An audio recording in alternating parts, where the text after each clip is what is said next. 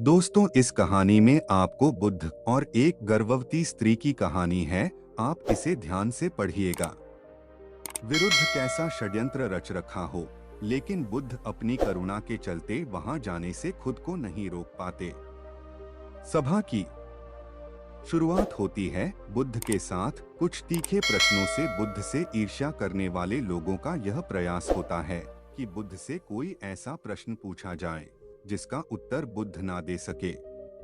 परंतु बुद्ध सभी प्रश्नों के उत्तर बड़ी ही सरलता से दे देते हैं।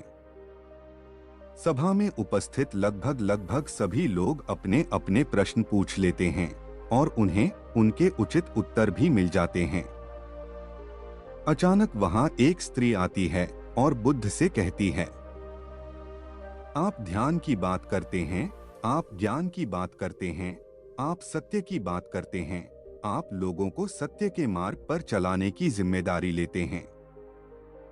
गर्भवती बनाकर छोड़ दिया, परंतु क्या आपके भीतर तनिक भी दया नहीं? क्या आपको मुझ अबला की कोई चिंता नहीं जिसे आपने गर्भवती बनाकर छोड़ दिया है?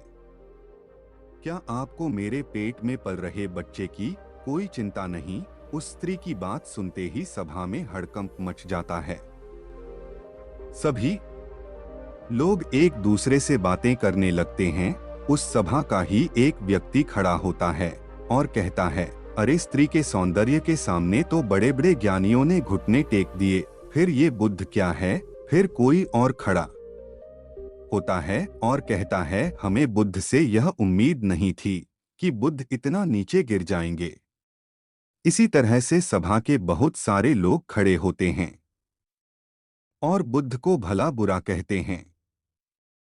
सभा के सभी लोग संदेह में थे। बिना सत्य को जाने ही कि सत्य क्या है, लोग बुद्ध को भला बुरा कहना शुरू कर देते हैं। जब सभी लोग अपने अपने मन की भड़ास निकाल लेते हैं, तब राजा कहता है, बुद्ध, आप अपनी सफाई में क्या कहना चाहेंगे? राजा भी बुद्ध से ईर्ष्या करता था। वह चाहता था कि बुद्ध बदनाम हो जाए। यहाँ पर एक आवश्यक बात आपको समझनी चाहिए कि इस सारी घटना का बुद्ध पर कोई असर नहीं था। ना तो लोगों के अपशब्दों का बुद्ध पर कोई असर था और ना ही उस स्त्री के झूठे आरोप का। जानते हो क्यों? क्योंकि बुद्ध जानते थे कि सत्य क्या है। वह अपनी नजर में ठीक थे। सूत्र यही चाहे पूरी दुनिया आपके खिलाफ हो जाए, अगर आप अपनी नजर में ठीक है, अगर आप जानते हैं कि आप सत्य के साथ हैं, तो आपका कोई कुछ नहीं बिगाड़ सकता। सभा के सभी लोग संदेह में थे। यहाँ तक कि बुद्ध के कुछ नए भिक्षु भी संदेह में पड़ गए थे, लेकिन बुद्ध जानते थे कि वह क्या है और यही आवश्यक था। इसीलिए उनके चेहरे पर 1% भी बदलाव नहीं आया था। बुद्ध उस स्त्री से कहते हैं, राजा बुद्ध से कहता है, बुद्ध, क्या आप अपनी सफाई में कुछ कहेंगे? बुद्ध उस स्त्री से कहते हैं, पुत्री, इस पूरे ब्रह्मांड में केवल 2 ही लोग इस सत्य को जानते हैं कि तुम सत्य कह रही हो या असत्य। इससे पहले कि बुद्ध कुछ आगे कहते, वह स्त्री बुद्ध से अपनी नजरें चुराने लगती है।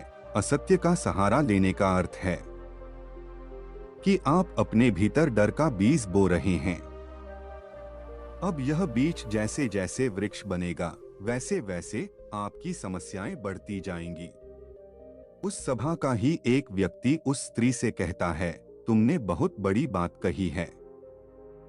अगर यह गलत साबित हो गई तो तुम जानती हो ना कि तुम्हें क्या दंड दिया जाएगा। उस व्यक्ति की बात सुन उस स्त्री के हाथ पैर कांपने लगते हैं और वह तेजी से वहां से भागने लगती है।